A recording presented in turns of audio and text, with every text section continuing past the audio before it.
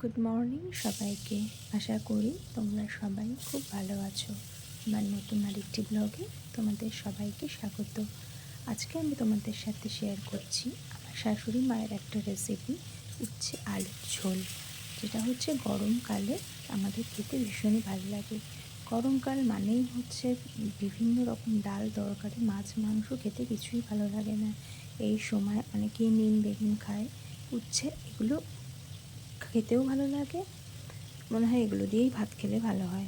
তো চলো আজকে তোমাদের সাথে আমি শেয়ার করছি উচ্ছে আলুর ঝোল।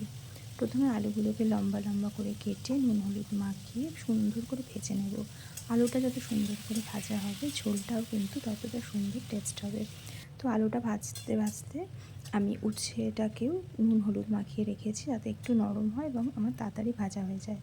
আর উচ্ছেটা ভাজার সময় কিন্তু খুব সুন্দর করে ভাজতে হবে, একদম কড়কড়ে করে, নইলে ঝোলটা একটু বেশি তেতো লাগবে।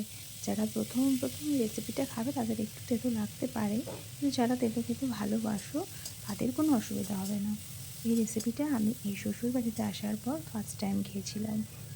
প্রথমে তো শুনে ভেবেছিলাম ঠিক কেমন খেতে হবে, কিন্তু এখন এটা দিয়ে আমার এক থালা ভাত খাওয়া হয়ে যাবে। তাই তোমরাও এই গরমে একবার ট্রাই করে দেখতে পারো। কথা বলতে বলতে চলো, আমার উচ্ছেটা প্রায় ভাজা হয়ে এসছে। এবার আমি এটাকে নামিয়ে নেব। এটা যত সুন্দর ভাজা হবে না, ঝোলটা টেস্টটাও ততটা হবে। তো চলো এবার আমি এই উচ্ছেগুলো নামিয়ে নিলাম। এরপর এর মধ্যে মশলা যেটা লাগবে সেটা খুব বিশাল কিছু লাগে না, খুব সামান্য কিছুই লাগবে। এটার মধ্যে আমি দিয়েছি আদা বাটা, লঙ্কা বাটা, একটা তেজপাতা আর জিরে বাটা।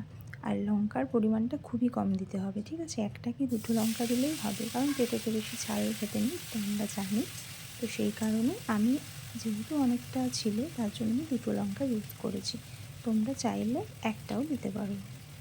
তো এবার পরিমাণ মতো নুন হলুদ আমি দিয়ে মশলাটাকে একটু কষিয়ে নেব। মশলাটা থেকে তেল ছাড়লে আমি আলু আর উচ্ছেটাকেও দিয়ে নেব। তো ভালো করে নাড়াচাড়া করে আমি এবার আলুটা আর উচ্ছেটা দিয়ে দেবো। তারপর সুন্দর করে কষিয়ে পরিমাণ মতো জল দেবো। এটা যেহেতু উচ্ছে আলুর ঝোল, তাই জন্য এটা কিন্তু একটু ঝোলঝোলই হবে, গামাখা হবে না। এই ঝোলটা দিয়েই গরম ভাতে দারুণ লাগবে। আর হ্যাঁ, অবশ্যই এটা খাওয়ার আগে গরম করে নেবে, ঠান্ডা হলে কিন্তু খেতে ভালো লাগবে না, গরম গরমই ভালো লাগবে।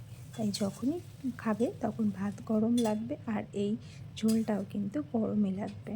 তো চলো, জল দিয়ে দিয়েছি, এবার এটাকে আমি খুব সুন্দর করে ফুটিয়ে নেব। ফুটিয়ে নেওয়ার পর মোটামুটি হয়ে আসলে আমি এটা নামিয়ে নেব। তো তোমরা এই গরমে এই রেসিপিটা একবার করে দেখতে পারো, আশা করছি খুব ভালোও লাগবে। আমার তো এখন এটা বেশ ভালোই লাগে।